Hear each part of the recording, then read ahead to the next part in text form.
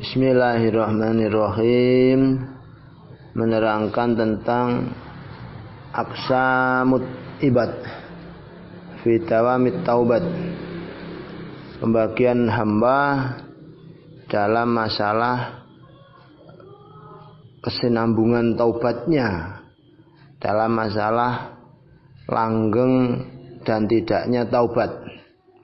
Semoga kita termasuk orang yang istiqomah, langgeng, terus menjaga taubat. I'lam anat taibin fit taubat ala arba'ati taubaqatin. Ketahuilah sesungguhnya orang yang bertobat, di dalam tobatnya itu ada 4 tingkatan. Sampai kan gak sampai bayang nih sakmene. Oh, tiba ingin barang. Iya. Jadi inilah ilmu. Di semuanya itu kalau ada ilmunya luas, ada ilmunya jembar, ada yang mahdoh, ada yang ghairu mahdoh, murni. Kalau murni itu berdasarkan nas qat'i, berdasarkan Quran dan hadis secara sahih dan sharih. Ada yang mahdoh dan ghairu mahdoh. Ini biasanya ijtihadi. Sehingga kalau yang ghairu mahdoh ini sering memunculkan khilafiyah, sering memunculkan sudut pandang berbeda, sering memunculkan perselisihan. Sebenarnya khilafiyah ini rahmah. Kalau bisa menyikapi ini adalah rahmah. Berarti wong dodolan macam-macam sing didol. Kita orang awam pembeli bisa memilih dengan kapasitas kita, dengan kemampuan daya beli kita. Melok kok kena, melok kok kena, melok kok kena. Saya tambahan. Melok imam kok kena, melok penurut pemikiran kok kena. Yang penting jangan saling menjelekkan. Jangan menjelekkan dagangan orang lain. Ini yang akan menimbulkan konflik nanti. Akan menimbulkan pertikaian, tidak sampai menjelekkan. Ngoten. At-tabaqatul ula ayatu bal'asi wa yastaqima 'ala taubah ila akhiri umrih wa yatadaraku ma farata min amrihi wa la yuhaddisu nafsahu bil 'aud ila dhunubihi ila zallat allati la yang fakul basyaru anha fil adat. Derajat yang pertama yakni hendaknya seorang yang telah melakukan maksiat itu bertaubat dengan berbagai macam syarat taubat. Kemudian dia istiqomah dalam menjalani taubatnya, terus dijaga taubatnya. Baik dari seluruh dosa ataupun dari satu bidang dosa yang paling dia getuni, yang paling dheweke getuni. Ya, kalau bisa semuanya. Tapi kan ada dosa niku sing menyebabkan dia tobat, karena saking gedine, karena saking memalukane, karena dia merasa getun. Sampai mati dia bisa memegangi taubatnya tadi. Allah, mudah-mudahan kita bisa ini ya. Gak belinja-belinju. Iki sing angel ngene iki. Sakjane Gusti Allah niku enak tenan. Allah itu gampang. Enggak ngengel-ngengel blas. Sebesar apapun Allah tidak menyaratkan imbal balik yang besar, enggak. Ya wis cukup prei, ketun, mengakui dan tarku, meninggalkan total, tidak mengulang. Udah wis. Ya Allah, ini udah wis gede kaya apa? Gak kaya wong daltinuku. Wis prei, meninggalkan, ketun, tidak mengulangi. Terus malah lek iso Fayatadaroku ma farata min amrih. Dheweke terus mengawal apa-apa yang telah dilakukan dari kejelekan-jelekan urusannya. Dan tidak pernah dia membayangkan dirinya untuk kembali kepada dosa-dosa itu. Terus dikawal. Maka dosa keseluruhan bisa, atau satu bidang dosa yang betul jadikan dia tobat. Wis gak? Tidak, terus. Kelingan didik, ora mungkin dah. Carane piye ya semacam itu biar bisa terus kesinambungan. Carane ya mandeng datang efek negatif, baik berkaitan dengan dirinya, baik berkaitan dengan keluarganya, baik khawatir ngepek nang dunyane, lebih-lebih khawatir ngepek nang akhirate. Carane beda-beda lah. Ada orang kadang senengane nun sewu penjina dulinan wong wedok. Kowe ngentok anu. Carane ya wis aku yen anak wedok. Bahkan sampai aku yen duwe dulur wedok, punya keponakan perempuan. Saya jelas sakit ketika diginikan. Enggak apa-apalah. Kalau memang pemicunya bisa taubat berawal dari orang lain. Tapi ya sebaiknya lillahi ta'ala, dia memang getun ngopo iki kaya ngene kok sampai tes perai tenan.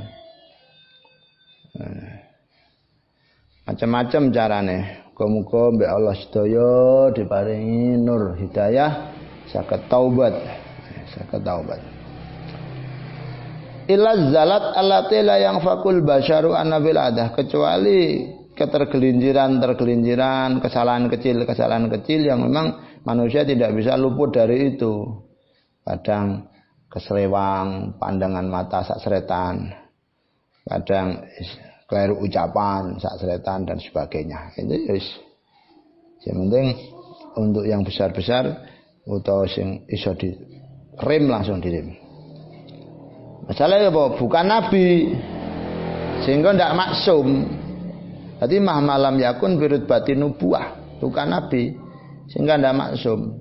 Orang kalau bukan nabi itu wajar ketika zalat, kepleset kecil-kecil, mripate, cangkeme dan sebagainya. Kepleset kecil-kecil wajar. Cuman untuk yang besar dia kuat terus. Masya Allah. Ketika yang kecil-kecil segera ditutupi dengan kebaikan. Innal hasanati yudhibnas sayiat. Kebaikan-kebaikan itu melebur dosa-dosa kecil, kepleset kecil. Nyawang, ndang kayak wudu, mari istighfar wudu. Kepleset kecil ngrasani wong langsung istighfar.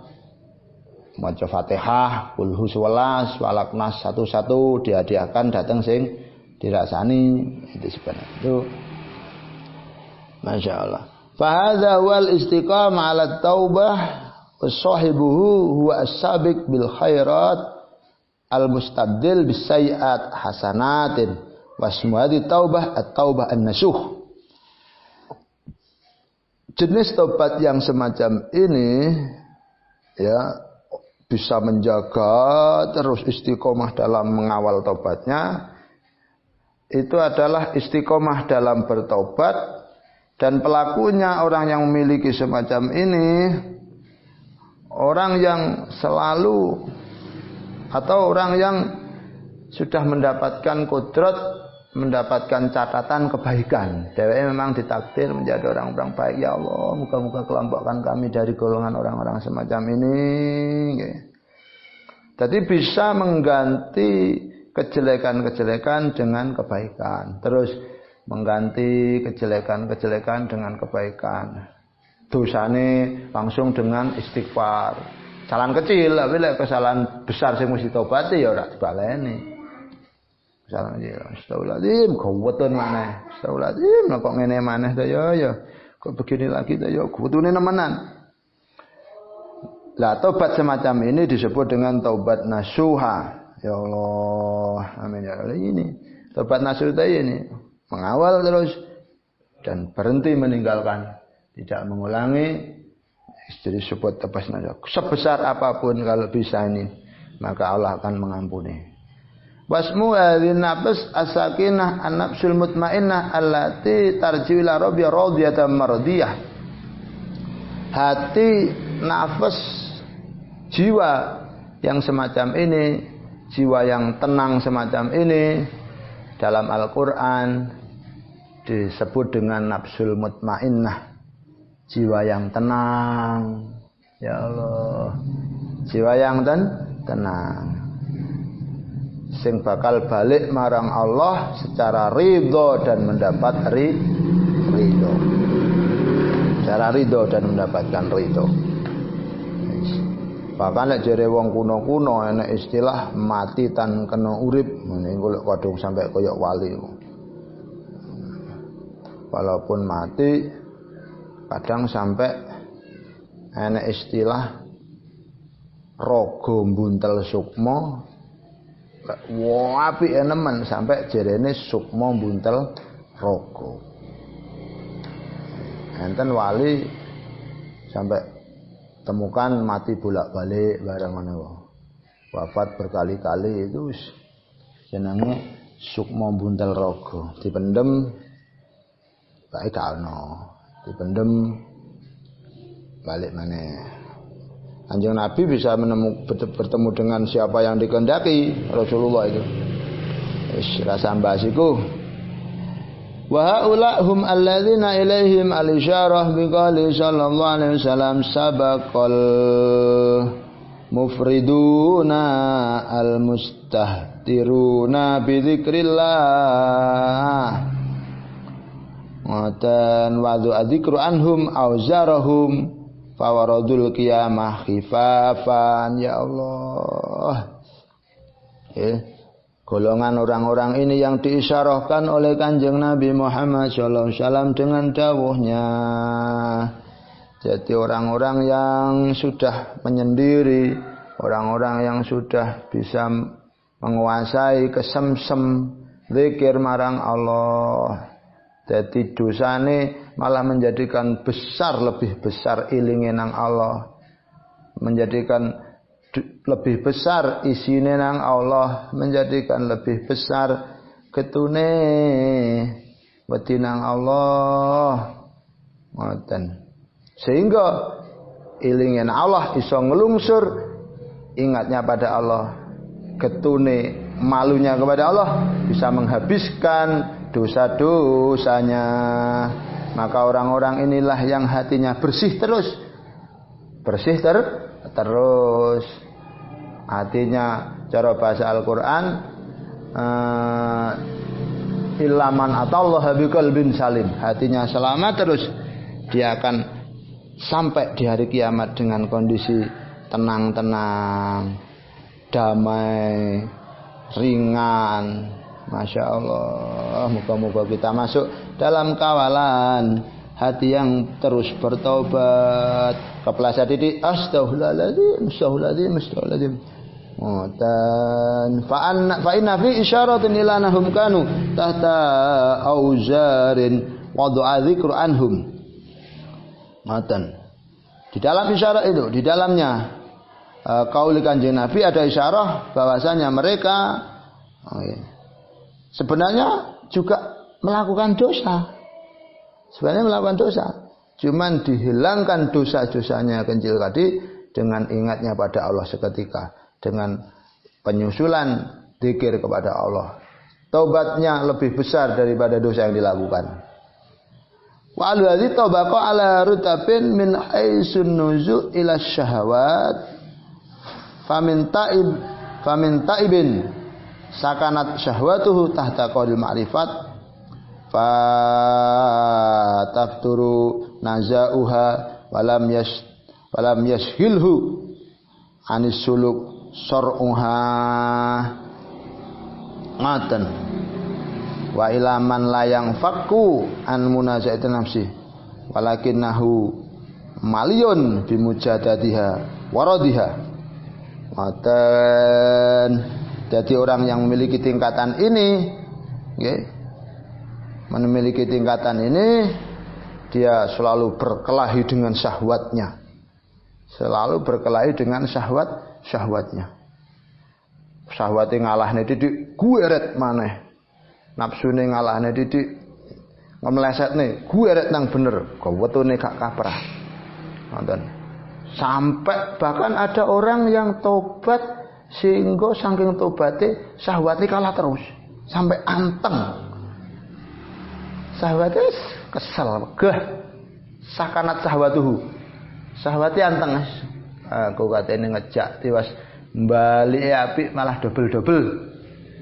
Aku ngejak nakal malah nakale gak sidok, ketune malah dobel-dobel. Wis ngoten masyaallah. Jadi syahwate anteng dikawal terus dengan pengawalan makrifat. Ya Allah. Akhirnya ya wis fataf turun nizauha syahwate kendung geret. Gah, masyaallah syahwat. Dadi wong apik ngono kuwi. Wong apik itu bukan berarti ndak punya salah, tapi keapiane lebih banyak daripada keelekan. Bahkan syahwate moh ngejak elek. Syahwate malah dijak apik pisan wis. Wong liya abot nglakoni apik dheweke enteng seneng menikmati. Ya Allah. Ngaten. Jadi syahwate wis tidak menyibukkan dia, gak natap orang banting, ndak wis syahwate wis ngelimpruk terus. Jak nang ndi enak tok. Dadi nglakoni apik ndak merasa keberatan. Nglakoni apik ndak ada perlawanan dari nafsu sekali. Jadi enak. Seneng. Tambah seneng, tambah menikmati. Masya Allah, muka-muka iso nggih. Iso ngoten. Dadi wis ada orang lah yang fa'an munajati nafsi. Ada jenis orang yuk perangan terus, perlawanan terus. Cuman berusahanya itu memenangkan dirinya terus. Kerja kerasnya untuk mengalahkan nafsunya. Apa ini? Kalah terus. Tapi yuk berat. Ada jenis orang semacam itu. Berat. Apa ini? Kalah maneh nafsune, kalah maneh sabar. Dia waspada terus walaupun dalam kondisi tasik perang. Mujahadah, tasik balik nih dan sebagainya. Itu ada model semacam itu. Tapi kedua-duanya pokok menang. Keapiane bisa mengalahkan syahwat itu sudah masuk dalam kategori tobat nasuha. Mudah-mudahan kita masuk dalam golongan itu, amin ya rabbal alamin.